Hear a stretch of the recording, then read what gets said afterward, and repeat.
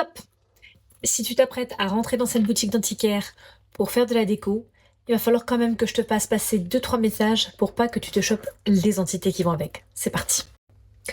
Alors déjà, grand 1, attention au tableau que tu achètes. Chaque tableau renferme une énergie, une image.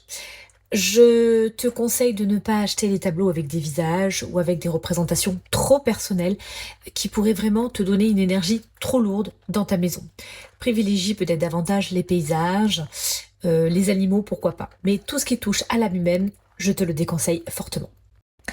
Bien évidemment, ensuite les miroirs. Les miroirs, on le sait, ce sont des passages pour les entités et pour les différentes énergies.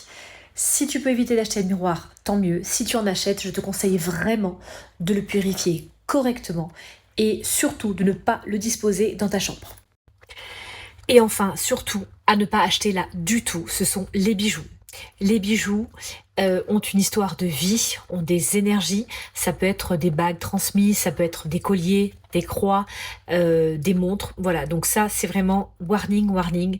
Vraiment, si tu peux éviter d'acheter des bijoux dans les boutiques d'antiquaires, c'est vraiment très bien, puisque ce sont des objets beaucoup trop chargés, qui peuvent être à la fois très gais, c'est très très bien, mais aussi très sombres et qui peuvent te bloquer aussi dans ton abondance si tu recherches par exemple l'amour ou si tu veux atteindre d'autres projets.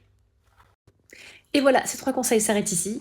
Dis-moi si tu as déjà acheté un de ces trois objets, qu'est-ce que tu as fait pour les purifier et dis-moi si tu es d'accord ou pas. Ça m'intéresse toujours. À bientôt!